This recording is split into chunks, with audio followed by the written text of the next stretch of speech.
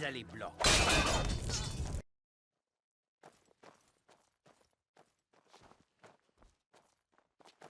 Time to end this little game.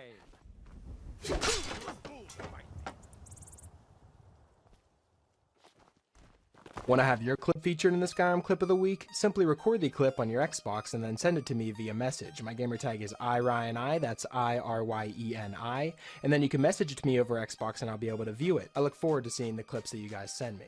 Now moving on to the video.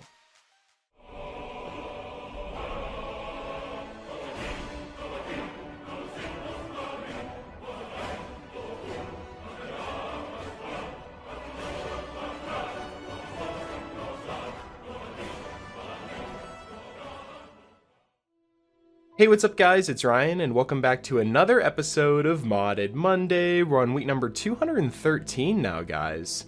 I've picked out 5 new mods for you guys to check out, and perhaps add them to your load order if you find them interesting. But like always, before we jump into them, I want to remind you guys that I'm partnered with Gamersups, which in my opinion is the best energy drink on the market. So if you're looking for a better alternative to those gas station energy drinks that are really bad for you, try out Gamersups and use my link down below. You can also use the code RTD for a 10% discount on all your drinks, and I'd love to hear what you guys think of the drink as well, so if you do end up trying it, definitely let me know what you think about it in the comments down below. Now that all that's out of the way, we can jump into this week's mods, and starting us off we have the At Your Own Pace mod. Now this is a very simple mod for those that like to avoid the main quest, and the mod page reads that Skyrim's main quest tends to force you into it. If you use the vanilla start, there's no reasonable place to stop and go do something else, despite the game being advertised as a go anywhere, do anything type of game. Alternate start helps, but you tend to run out of reasons to avoid Helgen. There's always a dragon fight, a quest to do, and never time to steal every sweet roll in Skyrim. No matter what character you're playing, you're always expected to be the hero in a game with 3 evil quest lines. So this mod will hopefully fix this. Firstly, after telling the Jarl about the dragon, you're just paid, that's it. There's no epic quests, no quest marker, you can just play the game how you want. And if you choose to offer help to Farengar, he'll then send you to Bleak Falls Barrow. Because if you think about it, you're pretty much just a messenger to the Jarl at this point. You deliver the news to the dragon and you aren't really showing capable of fighting or really anything along those lines, so why would the Jarl ask for your help? It's only whenever you ask Farengar that he'll send you to Bleak Falls Barrow. So this allows you to pause the main quest and get paid after you deliver the news to the Jarl, and then if you want to pick up the main quest again, you can do so at any time. And then after returning to Farengar with the Dragonstone, he'll pay you and that's it.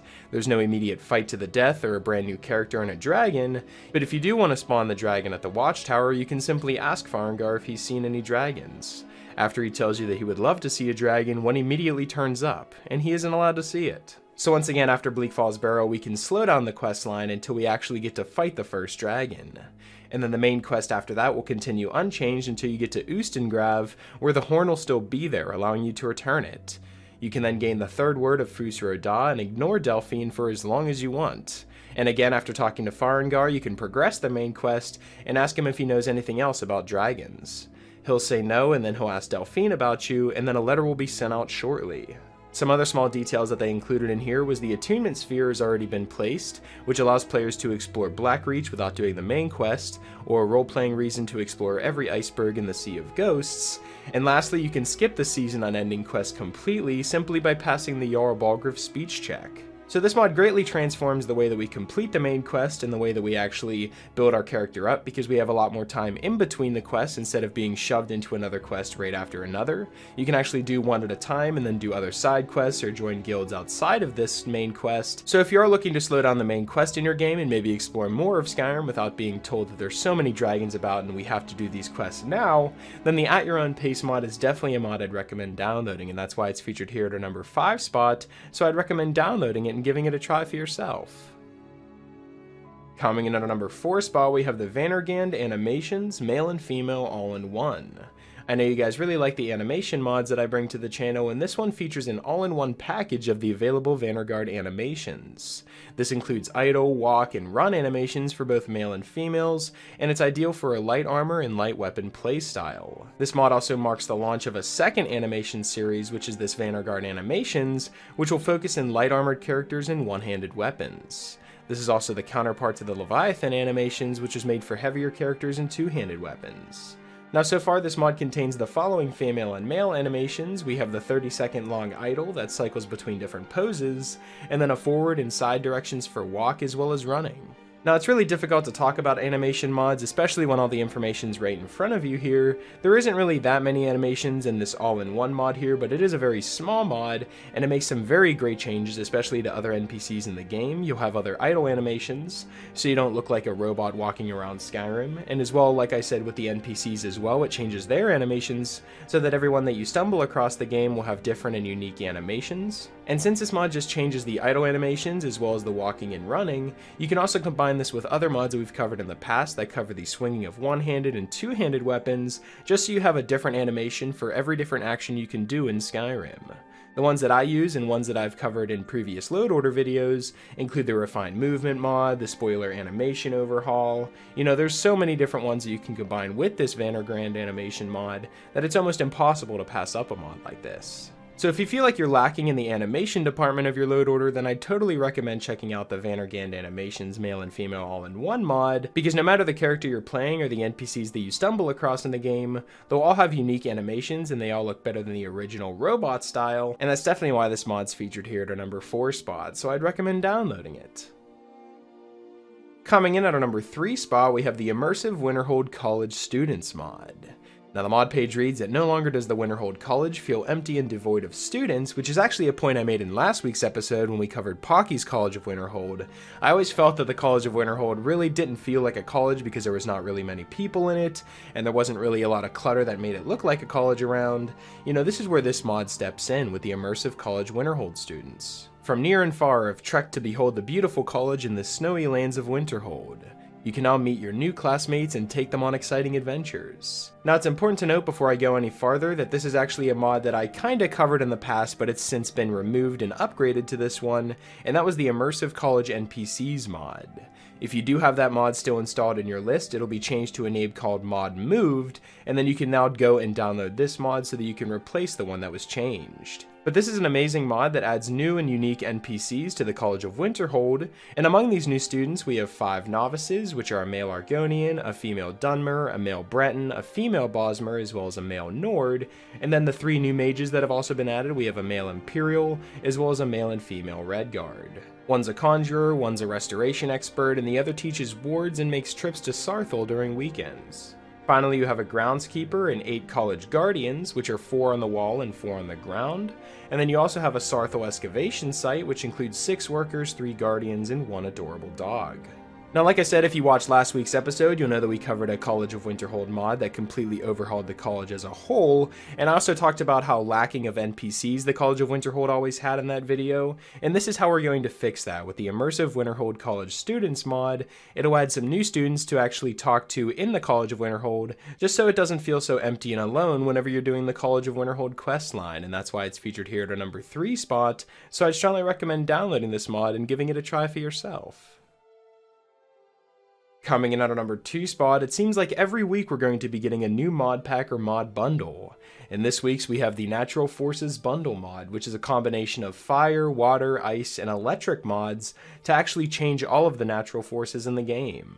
This mod pack includes the Better Embers and Inferno mod, which completely overhaul the fire aspect in the game and completely transform all the spells that include fire in the game as well. And then we also have the Arctic mod in this bundle, which changes all of the snow effects and spells in the game to look a lot more better and realistic. And then moving on to the water mods, we have the Cathedral Water Overhaul and Bug Fixes, the Ilanata Realistic Water Transparency, the Smooth Water Textures, as well as Rally's Water Foam 2K. All 4 of these mods combined make the best looking water possible, and it's also a good idea if you're planning on getting this Natural Forces bundle that you disable Realistic Water 2 if you're using it. I know I've covered it in previous load order videos where we use the Realistic Water 2 mod to transform all of our water, but it will not be compatible with this mod, so you have to choose between Realistic Water 2 or this Natural Forces bundle mod. But whenever it comes to bundles, you seem to get geared towards more the bundle side, so you have more room to put other mods, but it is more your choice in what type of water you like better. Finally, we have the Electrify mod, which is the last mod in this bundle, and it changes all of the shock effects in the game to look a lot more better and realistic, as well as badass, because all of these new effects, whenever it comes to spells, you know, water, or pretty much anything that this mod changes, it looks amazing and unique. And as you can see as I'm testing out some of these spells and showing you some of the new waterscapes, this is an absolutely amazing mod that covers so much. It's a very subtle change whenever it comes to the spells, but it is very noticeable, especially on the Electrify one. This is definitely one of the best times to be a mage because you have a whole bunch of mods at your disposal and new things at your fingertips, such as new spells, effects, and different types of enhancements. So if you're playing a mage or maybe just want some better effects and water in your game, I'd definitely recommend checking out the Natural Forces Bundle mod, and that's definitely why it's featured here at a number 2 spot, so I'd recommend downloading it. Coming in at our number 1 spot, we have an amazing new evil player home called the Black Sepulchre.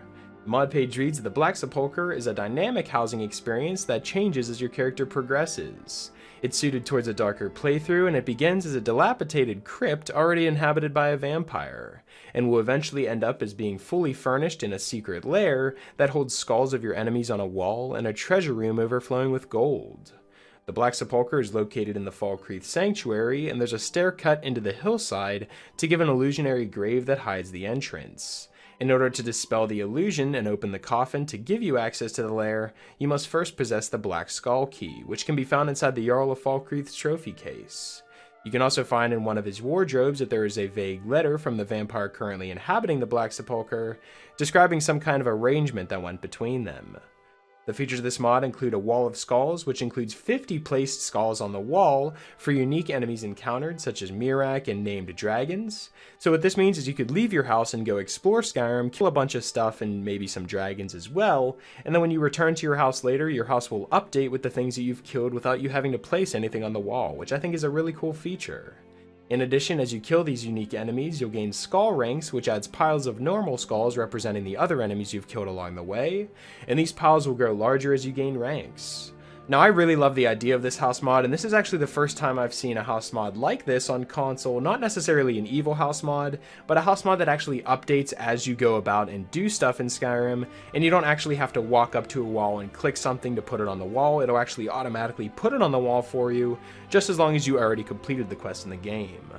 For example, there's a display for the Dragonstone that you have inside of your trophy room, and you can't actually get the Dragonstone through normal play because it's a quest item and you end up giving it to Farengar, but once you actually give it to Farengar, there'll be a replica that actually spawns in your house. I really like the idea of this house mod, and the fact that it's also an evil player home and you get to go into your bedroom and sleep in a coffin is absolutely badass, and there's also a book that's featured on a desk in your bedroom, and the book allows you to change pretty much anything you want throughout the house, whether you want some new decorations, if you want a new standing stone or a shrine to dedicate to, you can choose that in your bedroom here and it'll appear in your house. So if you're playing a necromancer or just a borderline evil character and you want to have a lair to do all of your bidding, then the Black Sepulchre is definitely a mod I'd recommend checking out because it has everything you're going to need in a house mod, as well as has those extra little features such as being able to put all of the unique display names on the wall, as well as have your house update and get better looking as you're out doing quests, and also having its own unique ranking system as well. I could go on for ages talking about a mod like this. There's so many great features in it, and it's definitely why it's featured here at our number 1 spot. So I'd recommend downloading the Black Sepulchre player home mod and giving it a try for yourself. So that's pretty much it for this week's episode of the top 5 Skyrim mods of the week. Hopefully you guys did enjoy, and if you did, I'd appreciate it if you left a like and subscribe if you're new. It really helps me out a lot. And if you have any suggestions for mods you'd like me to cover in future top 5 mod episodes, be sure to let me know in the comment section below, or you can follow me on Twitter. I'll be sure to leave my Twitter in the description, and you guys can follow me on there and leave me suggestions there as well. Special shout out to my Patreon supporters. Thank you guys so much for everything that you guys have done for me. And yeah, that's pretty much it. Hopefully you guys did enjoy, and I will talk to you guys later.